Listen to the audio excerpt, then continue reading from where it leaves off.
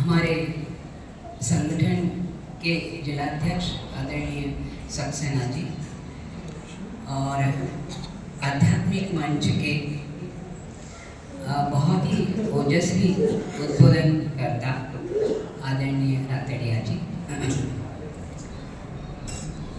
सभी आदरणीय विद्वान जन, भक्तजन, गांव से पधारे हमारे भजन मंडली के सारे पदाधिकारीगण, यहाँ की मंदसौर समिति के सभी पदाधिकारीगण, और समय के अभाव में मैं नाम नहीं ले पा रही हूँ, कृपया क्षमा करें। सभी बहनें, सभी मेरे आदरणीय भाईजन और प्यारे प्यारे बच्चों, सबको मेरा सादर सप्रेम साईं राम। भगवान के जन्म शताब्दी वर्ष पर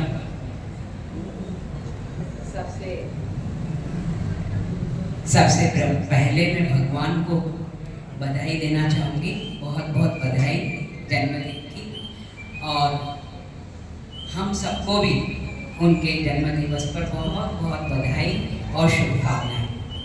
जब वहाँ पुट्टपर्ती में सब हैप्पी बर्थडे बाबा, हैप्पी बर्थडे भगवान के लिए कहते हैं, तो भगवान कहते हैं कि मैं तो हमेशा हैप्पी हूँ, मुझे हैप्पी रहने की ज़रूरत नहीं, तुम हैप्पी हो, तुम्हारी प्रसन्नता ही मेरी प्रसन्नता है, तुम खुश रहोगे तो मैं खुश रहूँगा। आज हम देख रहे हैं कि पूरा विश्व भगवान का ये जन्म शताब्दी वर्ष, अवतार दिवस आज मना रहा है। तो हम ये भी सोचें एक तरफ कि भगवान ने जो जो शिक्षाएं हमारे लिए दी हैं, जो नसीहतें हमें दी हैं, जो जिस मार्ग पर चलने के लिए हमें प्रोत्साहित किया है, तो वो सब भी, जो भी समितियां, जो संगठन ये उत्सव मना रहे हैं, वो इनको भी याद कर रहे हैं। भगवान ने कहा है कि बहुत शीघ्र ये पूरा विश्व प्रशांति निलयम बनेगा, और हम देख रहे हैं, आज ही मैंने एक वो पेपर में पढ़ा था कि जो हमारी युवा पीढ़ी है, उन्होंने ऐसे क्लबों की स्थापना की है कि जहाँ पर भजन गाए जाते हैं, जहाँ बच्चे शराब पी के उस प्रकार झूमा करते थे, वो भजनों पे झूम रहे हैं। अब उनको उसमें शांति मिलती है। तो आखिर कुछ तो है, जो जब एक चीज समाप्त होती है तो दूसरी वहीं से प्रारंभ होती है। जो अशांति, जो दबाव युवा पीढ़ी पर, उसको कम करने के लिए एक यही मार्ग है अध्यात्म का, जिससे मनुष्य को शांति मिल सकती है। भगवान कहते हैं कि आज संपूर्ण विश्व में जो एक कहना चाहिए एक ऐसी मानसिकता कि जिससे संघर्ष बढ़ रहे हैं, अव्यवस्थाएं हो रही हैं, हिंसा बढ़ रही है, उन सब के लिए मेरा एक ही संदेश है, केवल ईश्वर प्रेम है और प्रेम ही ईश्वर है। प्रेम में हम अपने दिन का प्रारंभ प्रेम से करो, पूरे दिन को प्रेम से भरो, और दिन का अंत प्रेम से करो। दिन का प्रारंभ, जैसा कि अभी गीत ने बताया, जब प्रार्थना, सामूहिक जप, ओंकार, सोहम, हमारा निरंतर चलने वाला जप, इसको करके हमारे मन को प्रेम से कर लें। दिन में जो भी कार्य कर रहे हैं, उस कार्य को एक पूजा समझ के, ईमानदारी के साथ, बहुत ही समर्पण के साथ, भगवान की शिक्षाओं को याद करते हुए उस कार्य को करें। और रात्रि में एक अच्छे साहित्य का अध्ययन करके, साईं साहित्य को पढ़ के, अपने दिन भर की दिनचर्या को याद करके, और उसको फिर प्रेम के साथ उस दिन का अंत करें। भगवान ने हमें अपने इस जीवनचर्या को किस प्रकार से हमें जीवन जीना चाहिए, उसके लिए हमें सत्य साई संगठन दिया। भगवान का बहुत बहुत धन्यवाद है कि हम इस संगठन से जुड़े और उन्होंने हमको जोड़ा। इसमें 3 गतिविधियां थी। सबसे प्रमुख आध्यात्मिक गतिविधि, जिसके अंतर्गत अभी बताया कि किस प्रकार से सामूहिक जो प्रार्थना है, सामूहिक नाम स्मरण है, उसमें कितनी शक्ति होती है। वे सब हम मिलके करें। सेवा की गतिविधि दी, कुछ कोई भी सेवा, छोटी से छोटी सेवा अपने घर से प्रारंभ करके हम कुछ भी सेवा का छोटे से छोटा कार्य जो हमको दिखाई दे रहा है कि हम इस व्यक्ति की सहायता कर सकते हैं, वो करें। और उसके बाद शैक्षणिक गतिविधि, अपने बच्चों को बाल विकास कक्षा में भेजें, उनको मानवीय गुणों से पूरित करें, महान नहीं बनाए। कल का एक भगवान का जो वो था उद्बोधन कि महान नहीं बनना है, केवल मानव बनना है। हमारे अंदर मानवता का विकास करें, मानवीय गुणों का विकास करें। और उसके लिए भगवान ने इस संगठन को 9 सूत्रीय आचार संहिता दी कि उन 9 सूत्रों को हम ध्यान रखें। भगवान कहते हैं कि आज जो संगठन में युवाओं की कमी है वो क्यों है? क्योंकि 9 सूत्रीय आचार संहिता का पालन नहीं हो रहा है, हम वो पालन नहीं कर पा रहे। अब उसमें कितने सरल सरल सूत्र हैं। नंबर 1 जो सूत्र है वो है जब ध्यान प्रार्थना, सुबह उठ के हमें ईश्वर का ध्यान करना है, जप करना है, प्रार्थना करना है। दूसरा है परिवार के साथ सप्ताह में 1 दिन भजन। आपने भोजन सुना होगा कि सप्ताह में 1 दिन बैठकर साथ में भोजन करें, पर भगवान ने कहा है कि साथ में 1 बार सप्ताह में 1 दिन केवल अपने पूरे परिवार के साथ, बच्चों के साथ भजन करें। और उस भजन में आप सोच सकते हैं कि बच्चे किस प्रकार से जुड़ेंगे। आज हम देखते हैं कि हमारे यहाँ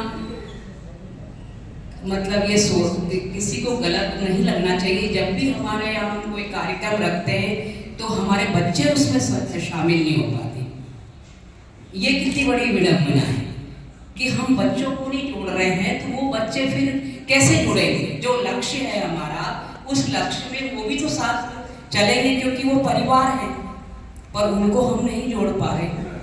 जब तक हम बच्चों को नहीं जोड़ेंगे तो हम आगे आने वाली पीढ़ी को कैसे लाएंगे?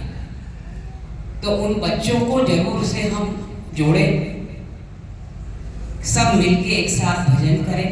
तीसरा है अपने बच्चों को बाल विकास कक्षा में जरूर भेजें।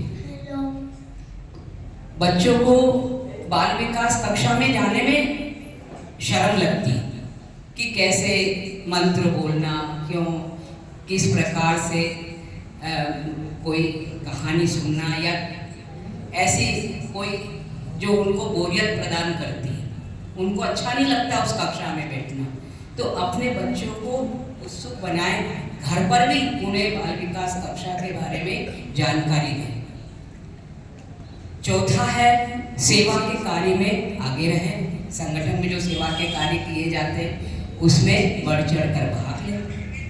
5वां है संगठन में भजनों में उपस्थित रहें।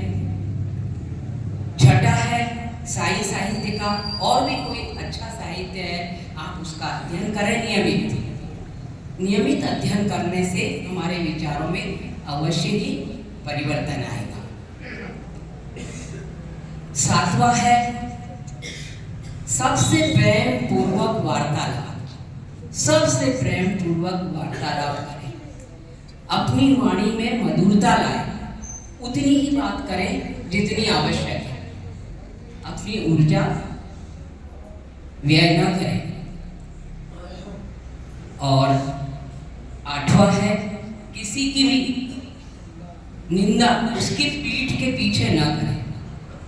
आपको यदि उसकी कोई बात किसी की बुरी लग रही है तो वो उसके सामने ही कहें, और यदि आप नहीं कह सकते हैं तो उस स्थान से, या कहीं निंदा हो रही है सार्वजनिक और आपको अच्छी नहीं लग रही है तो उस स्थान से उठ जाए, चलिए।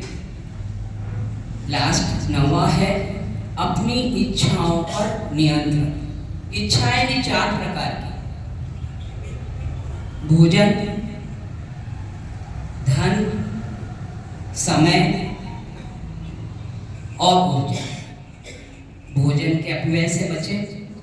आज हम देखते हैं कि कितना भोजन का अपव्यय होता है। हमें घर का भोजन अच्छा ही नहीं लगता। बच्चों को बाहर जाने के पहले कभी बाहर का नाम ही नहीं सुनते थे कि कहीं बाहर जाके भी खाना है। घर का ही भोजन बहुत अच्छा लगता था। तो भोजन के अपव्यय से बचे। धन का अपव्यय। धन छोटी छोटी चीज़ों में सोचे कि हम उसको किस प्रकार से बचा सकते हैं, क्योंकि बच्चों में यदि आज ये भावना नहीं आएगी तो कल वे कितना भी कमाएंगे उसको व्यवस्थित नहीं रख सकते।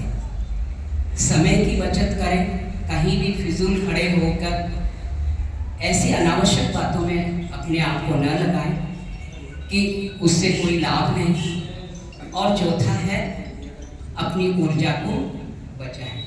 ऊर्जा अपनी नहीं, और भी घर में बिजली की, हमारे और भी जो आवश्यक ऊर्जा के साधन हैं उनको व्यय करने में हम सोचें। और फिर इससे जो राशि या कुछ हम बचा पाते हैं उसको हम सामाजिक कार्यों में व्यय करें। ये भगवान ने हमें 9 सूत्रीय आचार संहिता दी है।